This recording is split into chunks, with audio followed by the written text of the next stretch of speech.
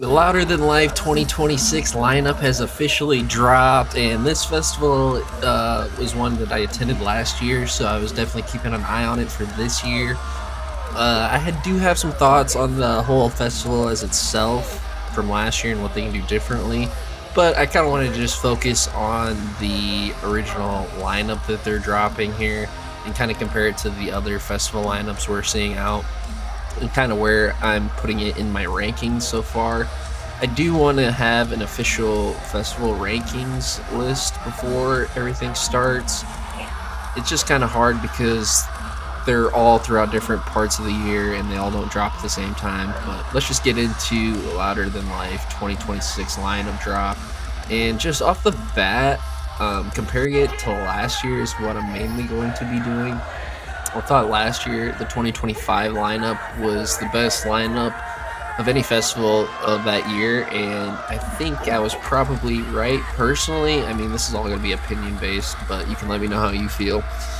But looking at just the headliners here, Thursday through Sunday, My Chemical Romance is obviously headlining like half of the festivals this year. Iron Maiden has also been a frequent headliner, and so has Tool. Limp Bizkit has been a headliner for a lot of festivals in the past, so it's not like any of these headliners are new headliners or it's going to be a new show or anything that we haven't seen before. All these acts have headlined before. The only thing that's going to be pretty different is the age of all the members and the actual performance they give. So personally, I'm not a huge fan of the headliners as I was in years past, especially 2025. But I'm just going to go ahead and break it down day by day. Looks like Thursday is pretty much for anybody who likes older music.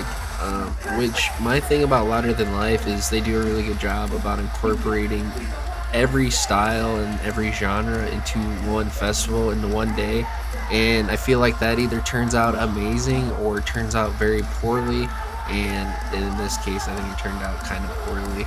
So Iron Maiden is the headliner Thursday, followed by Megadeth since they just released their last album. Alice Cooper is also on the main stage there. He does put on an amazing show, so I have heard. Anthrax, Suicidal Tendencies, Metal Church, and The Violent Hour. And if you don't know how to read this lineup for Louder Than Life, these top two sections that are going horizontally are going to be the main stage 1, which is the top, and then main stage 2. But both stages are side by side, so it can really mean nothing at the end of the day because they're in the same spot. So then you have Pantera, Danzig, Sabaton, Machine Head War, Max Sabbath, and Chain Saint. And I don't know who is wanting to go see this at a festival. I feel like nobody is asking for Pantera, let alone Pantera and Iron Maiden. And then the next day they're gonna want to go see My Chemical Romance, just in Pierce the Veil. I just don't understand who they think is going to want to see that, because I think it takes a kind of a special person to enjoy both of those sets. And then you're also throwing in Limp Bizkit and Tool, Gojira and Papa Roach. It's just every end of the spectrum, basically. From it, it's just wild, the diversity in the Louder Than Life lineup this year. But let me just stick to Thursday. Then you have Rise Against with their album that came out in 2025, Jimmy Eats World, Lit, Bowling for Soup. So you got a punk rock kind of section here. Under that, you have Skillet Starset from Ashes to New, 0936.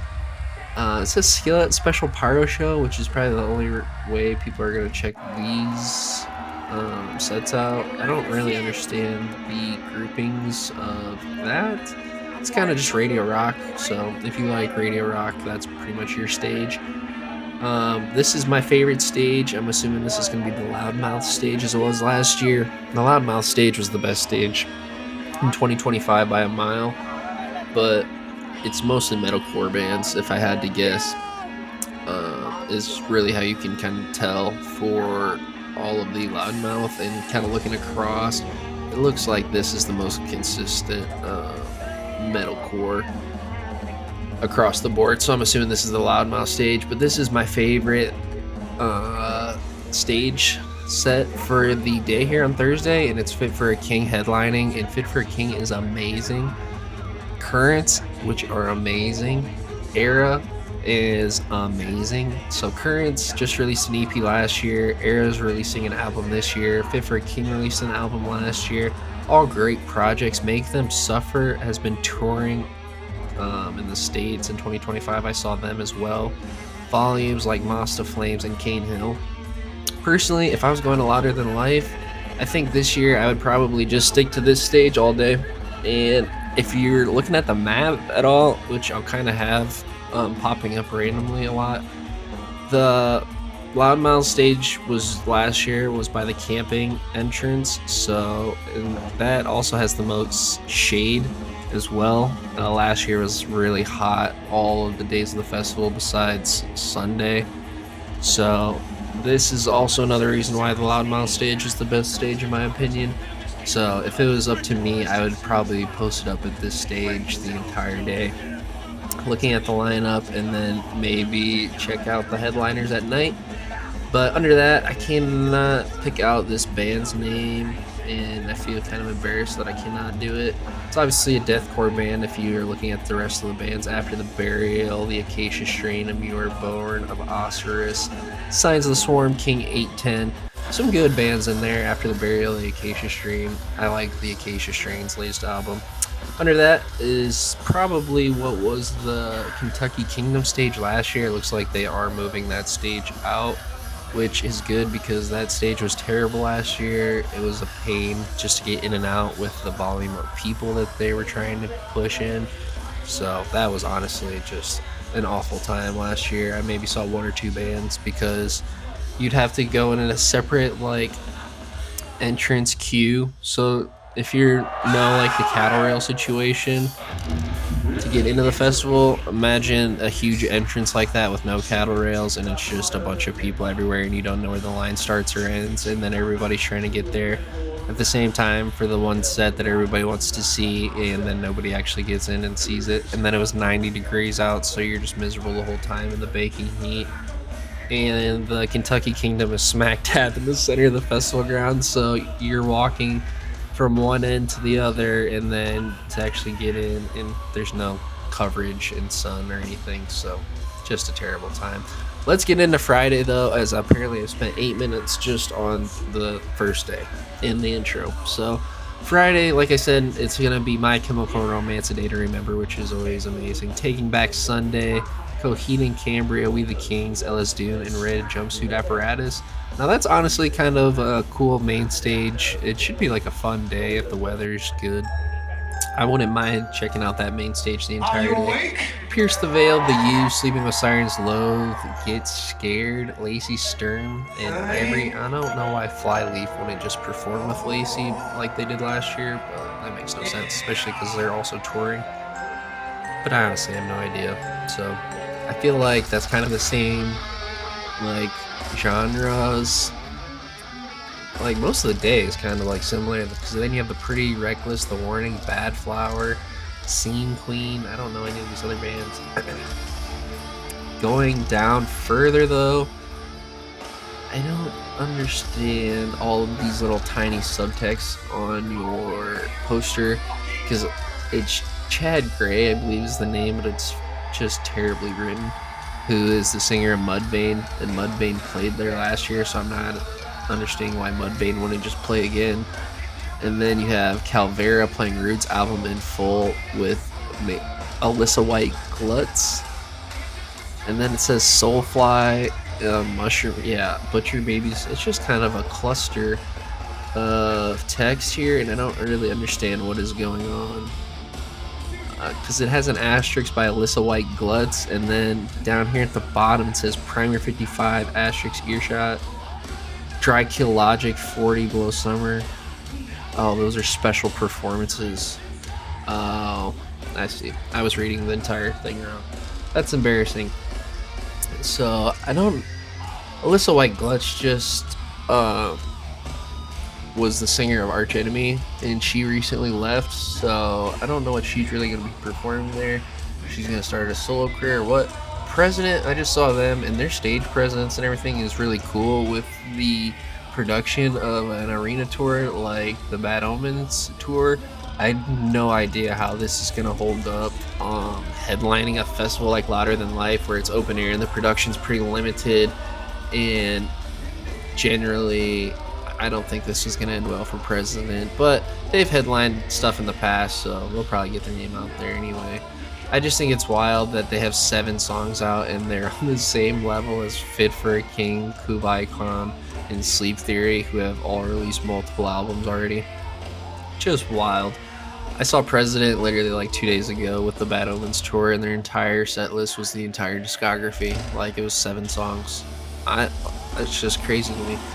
Anyways, below them is Holding Absence, Caskets, Windwalkers, Mystery Guest, and then also below this, I hate this, they have the headliner as special guest performance, and they did this last year too, and the rumor that I fell for was that it was Bullet for My Valentine, and it turned out to be In This Moment, and I was so heartbroken. I'm like, you're putting the headliner as a special guest? That should just never happen. Like, get the headliners out. And then under that you have Jeff Hardy, which is a WWE wrestler. Huge fan, but like, what is he gonna be doing? I don't understand. Just what are we doing? Alright, Saturday we got Limp Bizkit, Hype, Sublime, which is nice because I believe they have their singer back, or not back, but their son is the singer now, I believe. I don't know. Bill Murray, which has been blowing up, which is huge for them. They're on the same level as Alice Cooper, like wild, like same level as Ice Nine Kills. Crazy. Tom Morello, Cold Chamber, POD, Alien Ant Farm, and Josie Scott, which is the original singer of Saliva, Click Click Boom. That's pretty much all I know of them. Outside of that, you got Papa Roach, Baby Metal, which I'm sure everybody will love. Ice Nine Kills, Nothing More, Set It Off, The Funeral Portrait, and TX2, which is honestly quite a good main stage. Saturday so far is the best main stage out of all of them for me.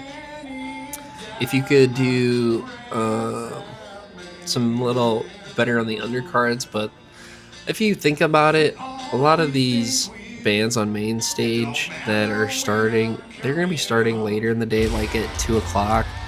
So it's not like you're going to be standing out there all day. You're probably going to be moving around a lot. And a lot of these bands, you're going to see it walking back from one stage to the other because there's a lot of walking. Under that, you have Hailstorm, In This Moment, Lindsey Sterling, and a bunch of bands I don't know. Under that, Circa Survive Reunion, don't know who that is. Dance Gavin Dance, Cheetos, Hail the Sun, kind of a bunch of bands that you don't really see out and about too much, which is always nice, which is one of the main reasons I love going to festivals, is you kind of get a glimpse of everything you can't see in the tours every year.